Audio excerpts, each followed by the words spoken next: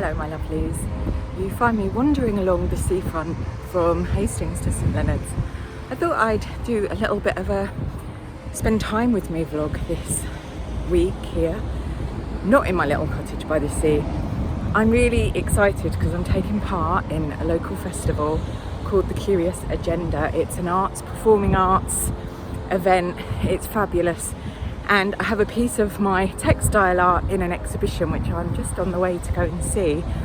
I'm also giving a talk at Hastings Museum about creativity and growth, and I'm doing one of my textile mushroom workshops at the end of the week. So I just thought it would be fun to share that with you and all the other things that I get up to in a week in Hastings.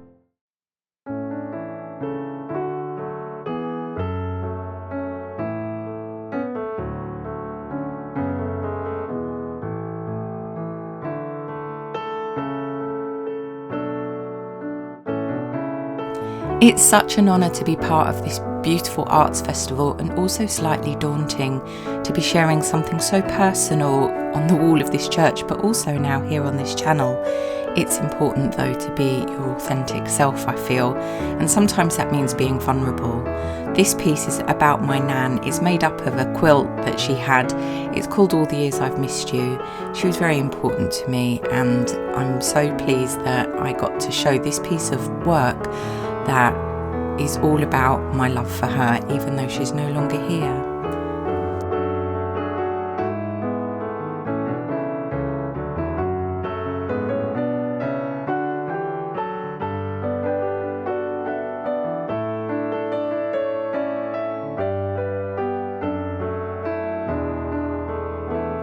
So many beautiful pieces of art on display, and I was also rather taken with these two.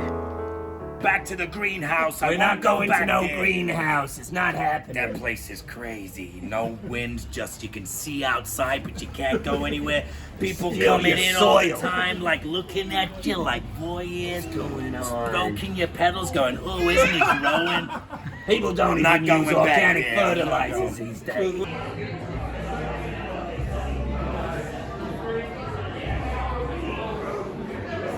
I've got some really fabulous books on my reading list at the moment, and I really wanted to start sharing a bit more about what I'm reading here on the channel, because reading for me is one of the many sources of inspiration when I'm thinking about what I want to wear, how I want to adorn my life and my person. I thought that you might find some of these books interesting, and that you might want to read them too, or you may have read them and you can let me know what you think.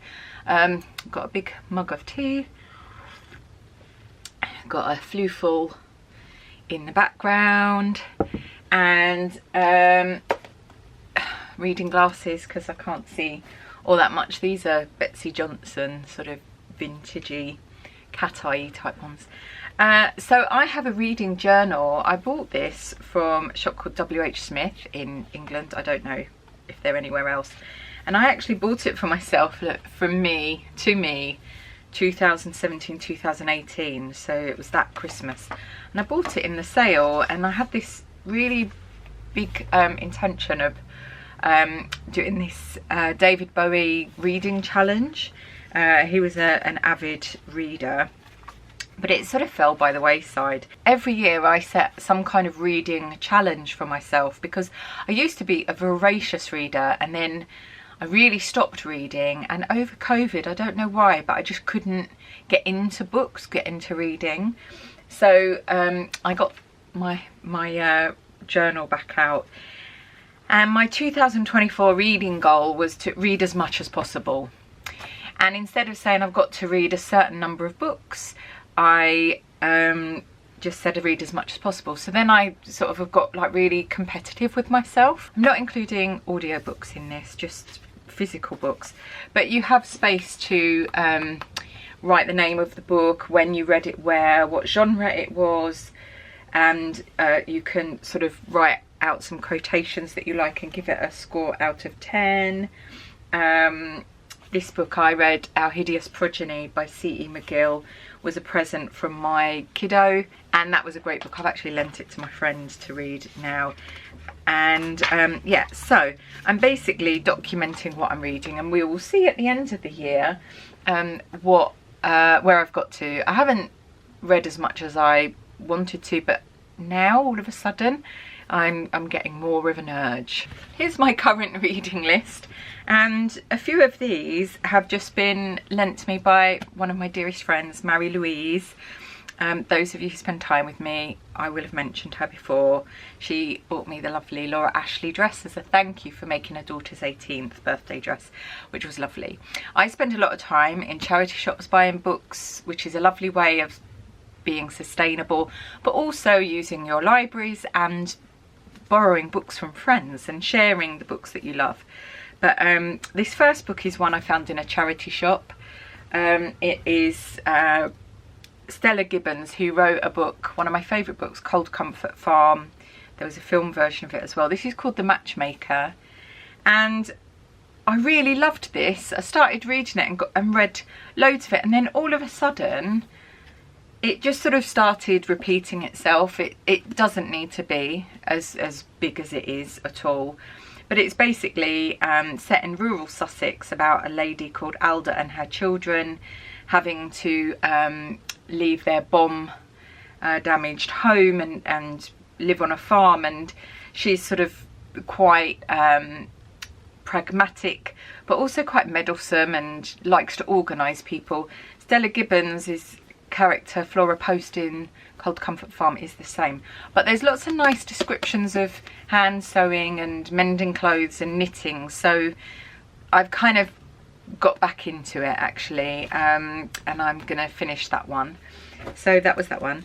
This is one that Mary Louise has lent me, French Braid by Anne Tyler, a writer who I'm sure is very famous, but I've actually never come across, never read anything, but Mary Louise could not sing her praises enough, and so I am gonna start reading that. And I like to put a nice little bookmark into my books, and I feel like actually reading is going to be my hobby, the way that it was when I was young. So having nice bookmarks and a journal to document my reading in is good, so I'm gonna enjoy that.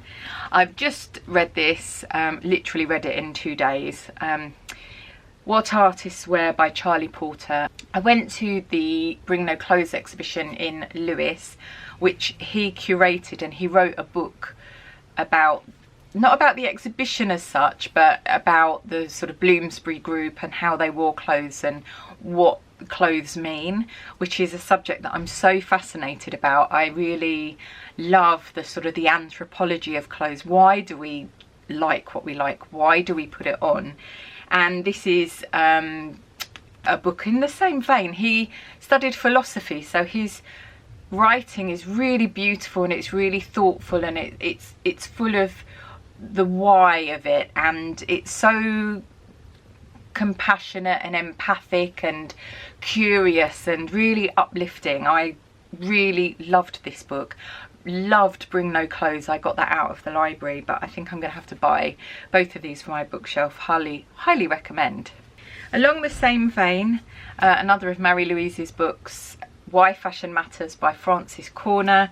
I am gonna be spending quite a lot of time reading a lot more academic books and so on, just because of things that are on the horizon, which I will share at the appropriate time. So again, to sort of expand my ideas, my thoughts about why fashion matters, because I do think it matters. It's what I've done all my life and it's what I love, and a lot of people don't seem to grasp the fact that regardless of our style and our lifestyle, we all choose, as far as we possibly can, to put on certain things, and I just love to understand why. And then another book along the same vein, also from Mary Louise, 100 Artist Manifestos from the Futurists to the Stuckists, selected by Alex Darnshev. So just an interesting one to look into. We talk a lot, don't we, about our intentions and our personal resolutions, and we have a stance, we have manifestos, and it's just we don't really put them to paper. So actually, what do we believe in? What do we want to stand for, and so on. So I thought it'd be very interesting to read this and see what people say and what I agree or disagree with. And then finally, this one, very well-known book, Where the Crawdads Sing by Delia Owens. It's not a book that I would actually have picked up off the shelf or wanted to read particularly, but Marie-Louise said this one is so incredibly devourable and brilliant and moving and well worth a read. And I really, as much as I love all these books where you're having to really percolate ideas and cogitate and really think and process and get your brain working, I also want books where I can step into the other world and I can just be in that world. I can be totally consumed.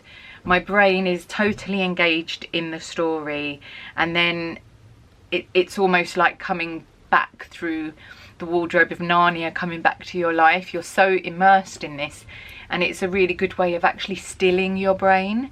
So it's a different kind of reading. So these are all the books that I am currently going to be getting through, and I'm aiming to read them as quickly as possible, as efficiently as possible in a time sense, but to not skimp over them. Like, I really want to be present with them, and I shall let you know how it goes.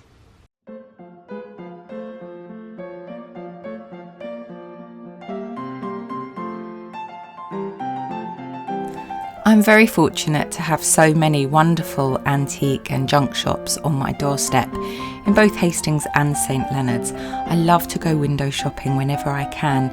It fills me with ideas. This dinner service was incredible. I wonder what stately home or grand house it may have come from.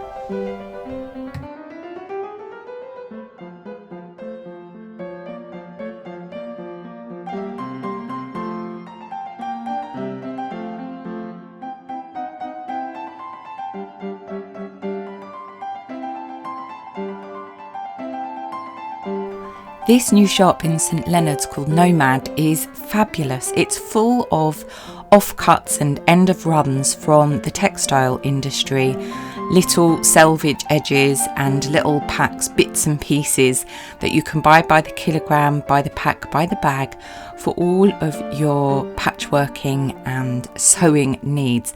I only bought a pom-pom on this particular occasion, but when I go back I want to buy some of the beautiful wool packs so that I can make either a cushion or some project bags. And it's got sustainability at its heart, so it's a wonderful addition to the town's shops.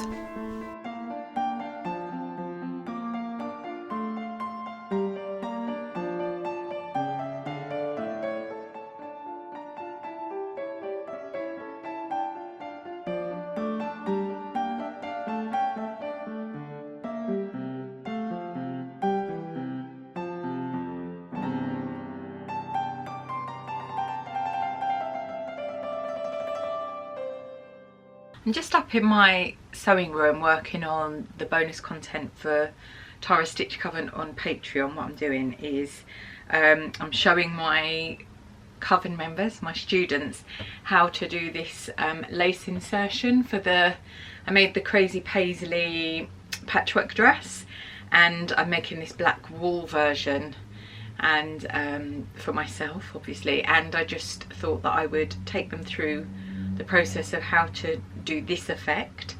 And I'm not sure that I'll finish this dress. I might sort of hibernate it until later September and then finish it so that I've got something lovely and new to wear for the spookier months. Every month is spooky really, but I've got some fabrics, new fabric, vintage fabrics to show you. And the first one is this. It looks very Liberty print. I don't know how vintage it is. My lovely friend Hula Hannah, she sent it to me from Birmingham, and it's a cotton lawn. It's very see-through actually, not that you can see, and it's not necessarily my colours, but actually I think I'm gonna turn this into some kind of nightwear. I'm doing this huge wardrobe audit at the moment, like a real sorting through purge. It's not just wardrobe, it's everything. I'm decorating my dining room. I'm just working my way through the whole entire cottage, and really want to get it all set up for my second 50 years on this beautiful earth, one can hope. I think that fabrics that are suitable for nightwear, pyjamas or night dresses, whatever it is, I think I'm going to use all of those, even if they're sort of special fabrics, like a Liberty print that maybe I wouldn't wear as a dress. I think I'm going to turn everything into nightwear, because sorting through my nightwear, it's atrocious. And I know you just sleep in these things, but I don't feel comfortable sleeping in a big t-shirt, and I like to feel like I'm in Crimson Peak in my nightwear, so that's something that I might do with that. Then I found in a charity shop this really beautiful vintage fabric. I don't know how, maybe that's focusing. It's got these sort of cherries and blossom on a lilac-y background. It's a viscose twill, satin twill of some kind. I've just washed it actually, and you can see it's quite narrow. I think this is probably 1930s, and I'm going to make a sort of vampire's wife style dress. At this point we've just heard the news that they're closing, they've had to close. I'm going to be talking about that with my Coven members at the live stream, the sort of the hows and the whys of it, and the state of the fashion industry at the moment here in England. But I also like the brand Oh Pioneers. They do a very similar, Bathsheba do a lot of similar things. This sort of fit and flare dresses, sort of, they're all kind of doing that like nostalgic kind of Laura Ashley type dress. So I'm going to do a kind of an Oh Pioneers style dress, I think, with that one. And then finally, this one was rather fabulous. The label's fallen off. I do have it somewhere. Is this vintage? It's a Schiaparelli pink. It's got this corneli texture on it. I am assuming that this is late 40s, sort of 1950s, and I've got a few meters of this. I have no idea what I want to make with this, so I'm going to just hold on to it until I find a vintage dress, like a sewing pattern, a picture of, or something, a picture of a dress in a film, something like that, that really strikes me, and then I will make something very special for later in the year.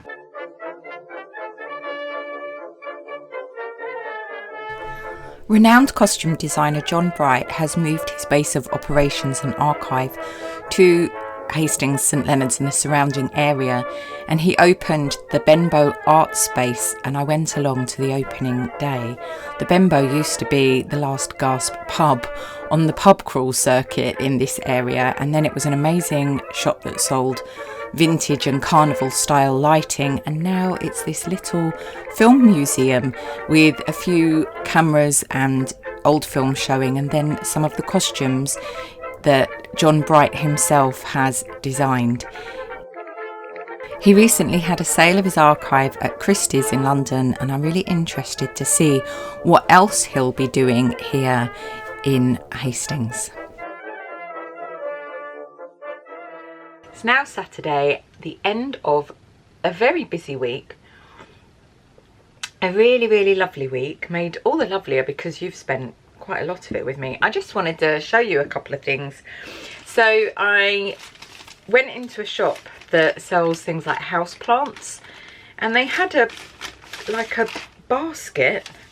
It was called the Clockwork Crow. It's in George Street, Hastings, and they had a basket of vintage patterns, so they were only £3 each, so I bought this one.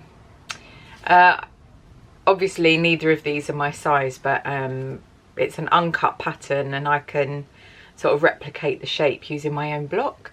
And this is a wrap skirt. It's like a suit, but it's doing that very kind of 30s vintage via the late 70s, 80s, you know, that kind of time period. I really like the jacket with the puffy shoulders, and you get the trouser, the jacket, and this like wrap skirt thing, but it's actually the jacket. And I love the styling. Look, they've even done sort of slightly victory roll. No, I'll try and, there we go, look, see, look at those lovely ladies. My friend Hula Hannah would love that one. And then this one, which was really, really good, it's a Laura Ashley, vintage Laura Ashley, and it's two different skirts and this little camisole that's got all this like ruffling and so on. Again, not my size. Don't know if we'll be able to focus on there. So that's what they look like. Do excuse my nails, I need to get them done. So I was really pleased with both of those, just £3 each. And then I also got, because at the end of this month is my birthday, and it's a significant birthday, so I'm kind of treating myself. So I bought a new little book. I do all my kind of sketchbooky creative ideas journal, creative journals in these little V&A books, and this one's got Edward Lear comic birds, but I thought it looked very, very summery and lovely, and I just they're just lined, but I love the size. And oh, things falling out. But I spent some time last night starting on this. So this is the first page that I've got to. You may have watched the Vintage Utility capsule, and my first thing that I'm going to be making is this shepherd skirt, and then I found the artist Barbara Hepworth and this whole outfit that she has, look, slightly inspired by her ensemble today. So I had a nice time making a start of that and doing some other doodling in here, and then I've put in things like the factory top, because that's another one I want to make. And I found this picture, can't really see it on the screen, but it's made of some kind of decorative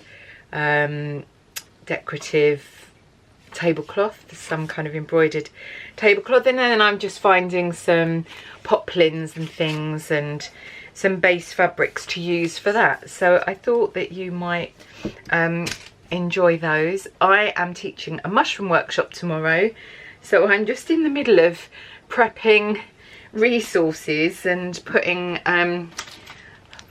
all the bits together, brooch backs, etc. And there's the pattern. Had to go and photocopy the pattern for people, so I'm going to be spending the rest of my Saturday doing that. And then the last thing that I just wanted to say is that I am loving my silver clogs of power. They have just been exactly what I needed them to be. I needed a refresh, so I snipped my hair. Love my hair, and I really love my silver clogs of power, and I've started knitting socks to go with them, and I'll be sharing all about that in an upcoming knitting video, so do stay tuned. So here they are, the silver clogs of power. Here they're just like that. They haven't got the strap that falls on the back, but they're actually Lotta from Stockholm ones, so quite a good brand, and they really didn't cost me very much. They're a 40 actually, which is a size 7, but I'm a size 6. These are a good fit, so maybe in that brand they need to be smaller, but absolutely so glad that I decided to go with my midlife crisis and get my silver clogs of power, because they are silver, they are clogs, and I feel powerful. Thank you so much for spending time with me this week. It's been a really lovely week, and I hope you've enjoyed it, and a little sort of peek into a week in my life here in my little cottage by the sea. and the environs of in Hastings. I hope that wherever you are in the world, my lovelies, you're keeping very safe and well, and I look forward to spending more time with you. Till next time, bye.